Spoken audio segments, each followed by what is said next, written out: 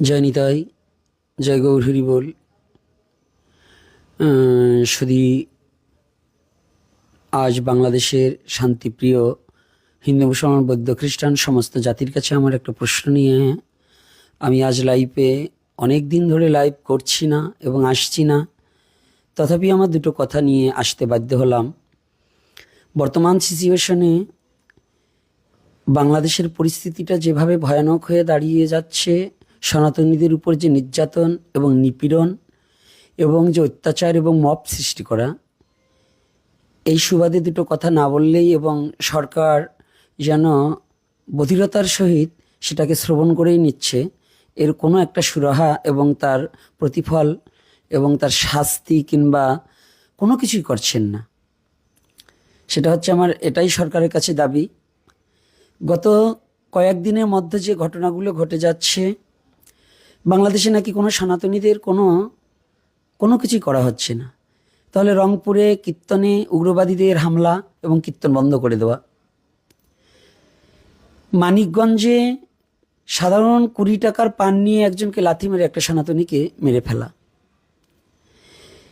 এবং ঢাকাতে আরও একটা ছেলেকে ধর্ম অবমাননার মব সৃষ্টি করা, কোটালীপাড়াতে মিঠু নামে ছেলেটাকে চাকরিচ্যুত মিথ্যা ধর্ম অবমাননার নাম দিয়ে, যে কথাটা বলা হয়েছে এটা ধর্ম অবমাননা নয়, এর চেয়েও বেশি এরা যে জঘন্যতম কাজ বাংলাদেশে ঘটে যাচ্ছে, ধর্ষণ, বলাৎকার, মাদ্রাসার ভিতরে বসেও এগুলো পাবলিশ হচ্ছে, অথচ তাদের ধর্ম অবমাননা হচ্ছে না।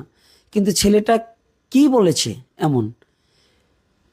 তারপরে আর একটা ছেলেকে, তাকেও গণেশ নামে, তাকেও কিন্তু গৌরাঙ্গ নামে একজন শিক্ষককে, তাকেও চাকরি থেকে বরখাস্ত করা হয়।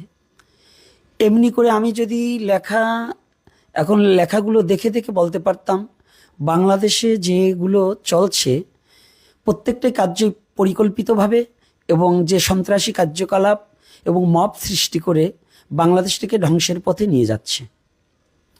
এজন্য আমি আর একটা জিনিস আজকে আমার নজরে পড়েছে, মিরপুরে একটা ডেন্টাল ক্লিনিকে সনাতনীদেরকে গোমাংস খাওয়ার জন্য দাওয়াত দেওয়া হচ্ছে, একেবারে সরাসরি ব্যানার করে সেখানে লেখার মধ্য দিয়ে। তাহলে যারা লিখেছে, আমি কোনো মুসলমান বাবাদের, যারা শান্তিপ্রিয় মুসলমান বাবা, তাদেরকে আমি কিছু বলছি না, তাদেরকে আমি বলবও না, কারণ যারা শান্তিকামী, যারা দেশ এবং দশের শান্তি চায়, যারা প্রকৃত ধার্মিক, তাদের বলছি না। কিন্তু যারা ধর্মের নামে এই যে প্রোগান্ডা সরিয়ে মানুষকে হেনস্থা, এটা কি ধর্ম অবমাননা নয়? এবং যে ক্লিনিক থেকে এটাকে করা হয়েছে